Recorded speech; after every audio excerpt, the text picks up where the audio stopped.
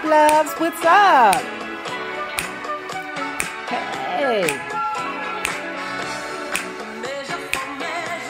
Hey, hey, hey. Hey, hey, hey, hey. Hey, listen, y'all. Listen. It's such a shame that these young people won't know the greats, and that the greats they'll know about is Tekashi 69. Or what's the little boy? Young boy, YBN, young boy, something like that. The little boy, on my Instagram, I put a picture up of him. I think he was doing a video. His pants were so far below his ass that I'm like confused. I'm like saying to myself, wait a minute. Are y'all purposefully buying the pants shorter so that they just hit your ankle? Because if you was to actually buy the length that you were supposed to have, I'm sure that the pants would be baggy at the bottom. Can y'all picture what I'm saying? Like, are y'all going to the boys section? Are these grown men going to the boys section to buy their clothes so that it could actually fit below their ass? Like, are they going to the short and skinny section of the Hex? Wait a minute, they don't have Hex no more. What is it now? Macy's? Child, but enough talking about that. Let's talk about this. Hey guys, hey, this is Nay. Follow me on IG, Periscope, Twitter, Spreaker, and support me on Patreon and Nay Rob on YouTube. Don't forget to like this video, share this video, comment respectfully, and subscribe. Now, let's talk about the Real Housewives of Atlanta, Season 10, Episode, what is it, 15 or 16, discussion. Boo! So I thought what I was going to do is watch it on YouTube, and you know that like first thing in the morning, you can catch the Real Housewives of Atlanta show on YouTube. You know, excellent. But child, I ain't already got the lady. I was going to go by scene and do my discussion that way. But let's do this. Let's go by person. Let's start off with Kim and Kandi, because what's most confusing to me about it, because I need you guys' input on this. What's most confusing to me about it is I don't quite get why the ladies be so mad that Kroy drives her everywhere. I don't quite get that. I kind of think that that's their relationship, and that they really shouldn't be bothered so much by it. Because if they have a codependent relationship, then that's between them. That's their issue. Kroy is not imposing. Kroy is, he's in the parking lot, and it is irritating. It's quite irritating. And then when you have somebody that is constantly talking about their significant other, and you're not the kind of person that talk about your person all the time, it can be let's say this, annoying. Now let me say this about it, and guys, you tell me, now that I'm not working and pretty much I'm a housewife, doing just my YouTube thing and my swan bangles, I can see how you become absorbed in your relationship, because basically that's all you have is your kids and your relationship. You don't have work to talk about or outside variables to incorporate into your life. So I can understand why the only thing that she has is her husband. And that's all she talks about. And it's obvious that she don't feel comfortable around them girls. What it seems like to me, y'all, and I'm going to be honest with you, that for real, she knows she don't feel comfortable around them girls. She knows she done pulled some stunts with them girls. She probably the type to be like, let me pop this pill and take this drink. Kroy, I need you to drive me because I'm going to be effed up by the time I get there. Obviously, because she was on 10 when she sat down at that table, but I digress.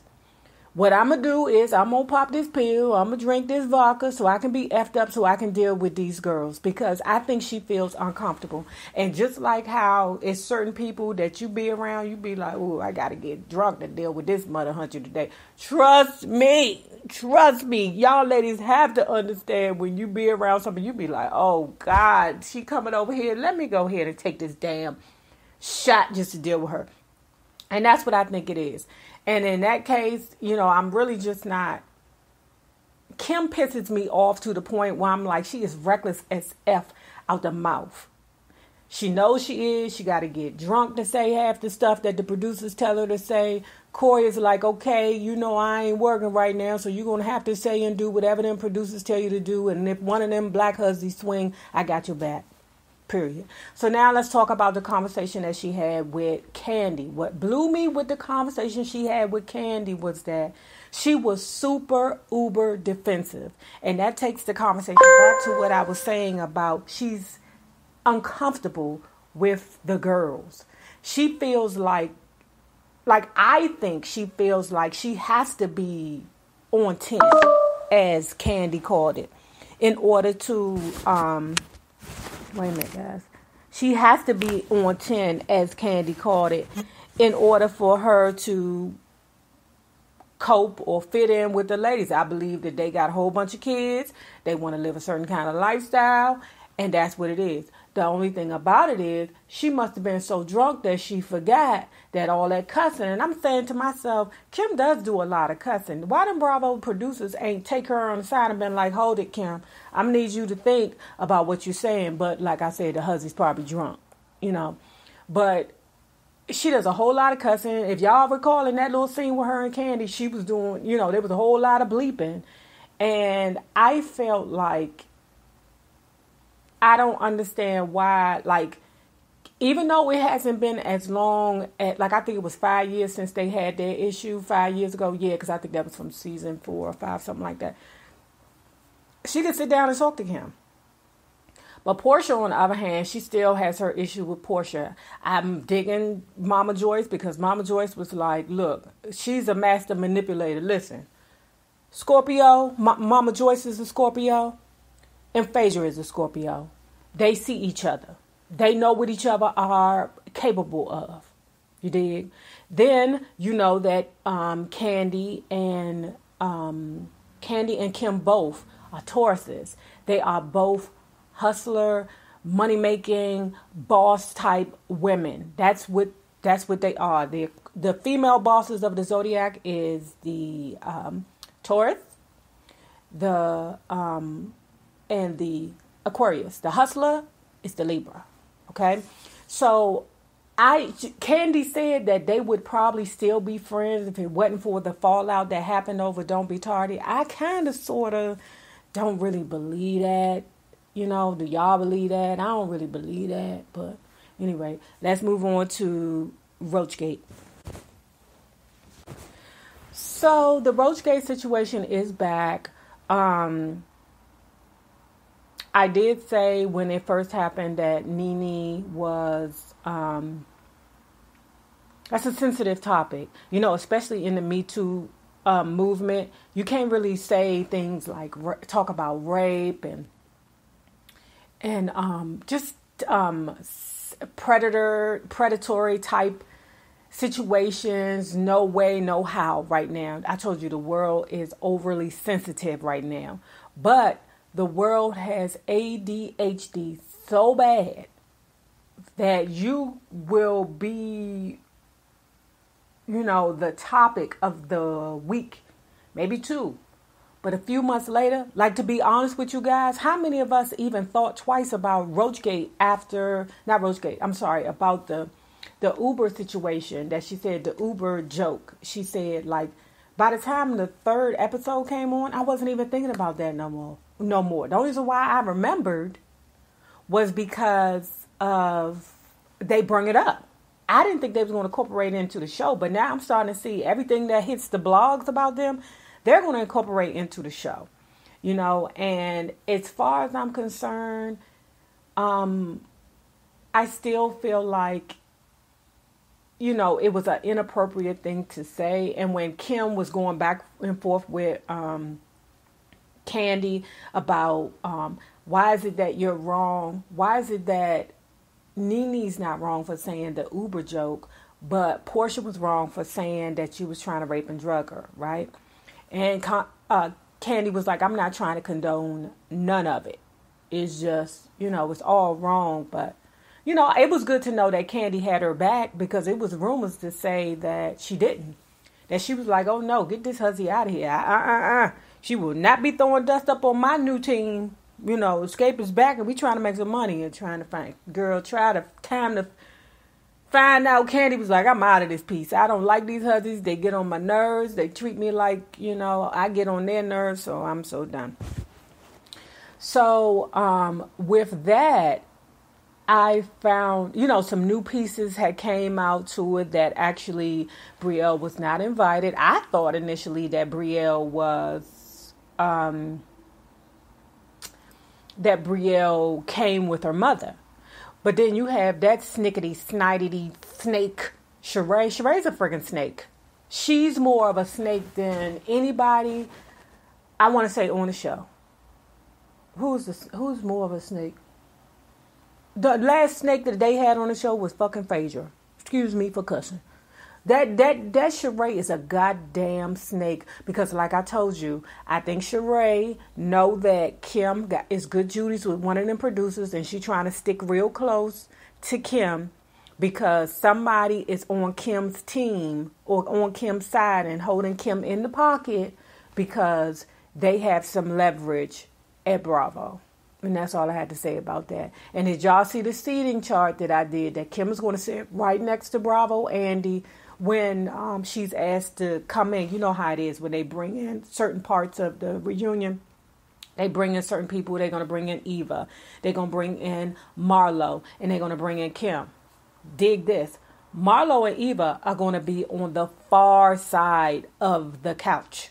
Kim is going to sit right next to Bravo Andy. She's getting a peach. She's getting a peach. Now, that is what that right there is annoying me about Bravo Andy, because it's obvious that you're paying favorites, because Kim acted a plumb fool in season 5 when she told everybody to kiss her ass and rode off into the sunset with Kroy in that daggone white Range or whatever it was that she rode off in, and got a new show. Okay, that's why I'm like, and then you're going to have Kenya on the far, what was that? The far left side. I mean, the far left, on the same status as Sheree. The only other person that's sitting on the far left or right is Sheree. So now you're going to have Kenya and Sheree on the same side. And then I was like, where the hell is Kenya? I thought she was only suspended for the Barcelona trip. So she wasn't in this scene at all. So I also said that I believe that Nene was, what's that word? She was penalized financially for that Uber joke.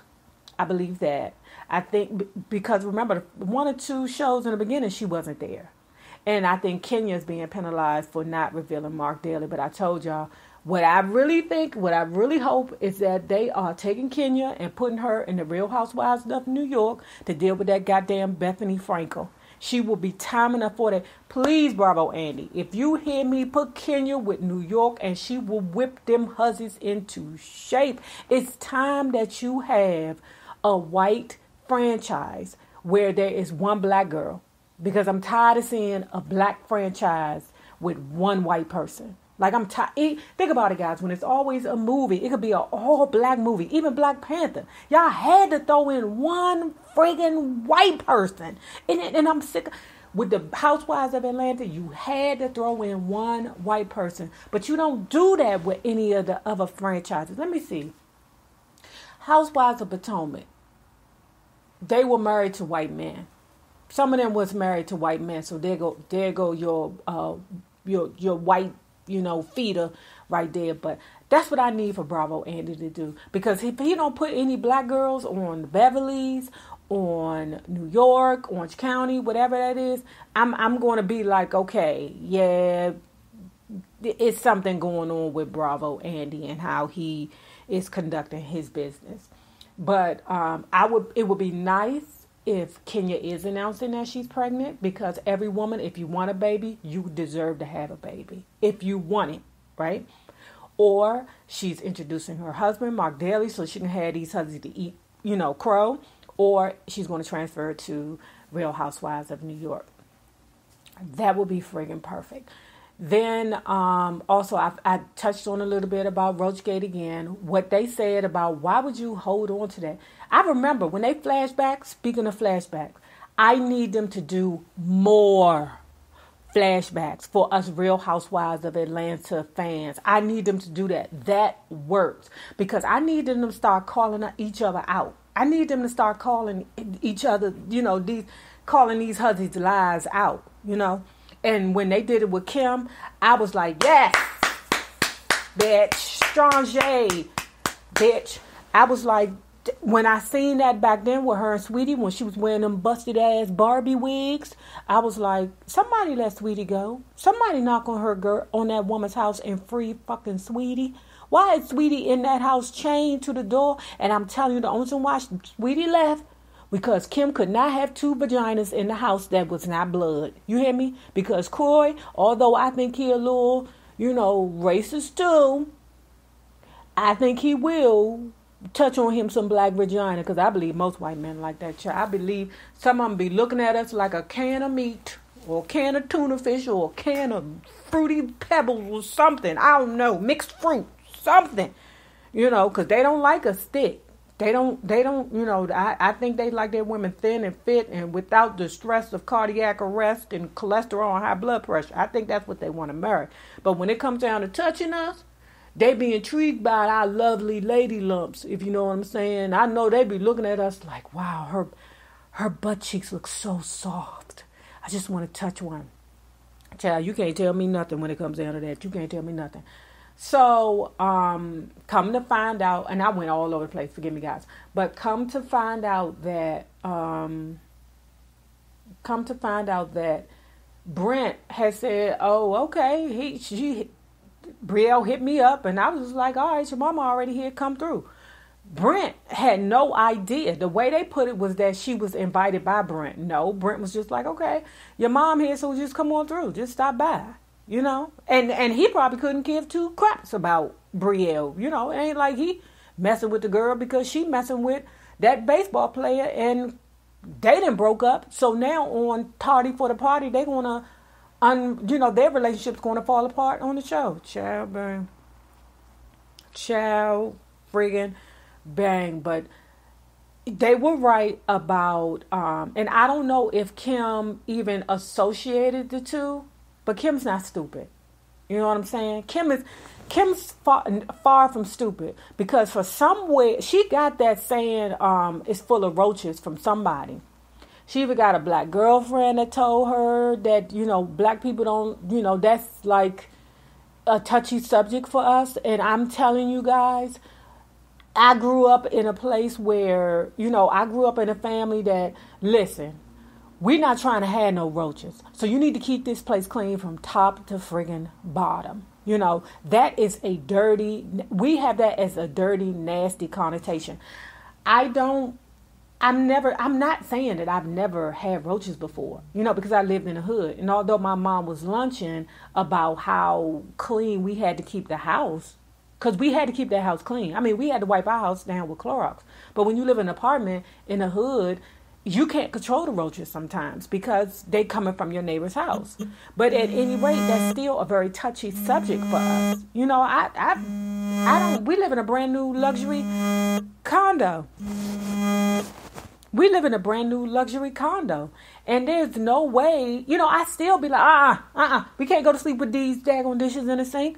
Put these dishes in the dishwasher. That's just something that we are. That's just Black Americans. That's how we are. And I'm telling you, some black girl, one of her black Judies that want to be close to her or close to something, told her, oh, those are roaches. Don't tell me that girl got roaches in her house. Because why? And then from what I understand, they don't even call the things down here roaches. Y'all call them, what is that, palmettos or something else? Y'all don't even call roaches down here. Y'all Something that y'all have with, it's like a flying roach. Y'all call it palmettos. I said palmettos. So that's how I know she deliberately used the words roaches on purpose, because she knows that somebody told her, oh, she got roaches. And I'm pretty sure it was somebody black that tell her that, because those were not roaches. And somebody said that just to make Nene look bad. I don't know why that lady came in there like that, all on 10 like that. I don't know what the hell is wrong with her. But anyway, guys, that's enough talking about that. I talked pretty much about what I wanted to say, but let me ask y'all this. How are y'all feeling about Sheree right now? I got that question. How do y'all feel about Sheree? Because I think she's a snake. The next question is, do any of y'all think that Kim deliberately used the words roaches with a racist for it to be a racial undertone to it? Because I'm sure that's not, I don't even think, like, no, they don't hear that. Y'all don't even use that word roaches, do y'all? Like, I know every city could have them, but something ain't right. Those weren't roaches. Do y'all miss Kenya? Did y'all notice that Kenya was gone? Did y'all, Portia in this episode either? Child bang. Oh my goodness. So anyway, guys, don't forget to like this video, share this video, comment respectfully, and subscribe. For all Swan Bangle inquiries, hit the links below. Now, remember this. I may be black, I may be poor, I might even be ugly. But goddamn it, I'm here. Deuce.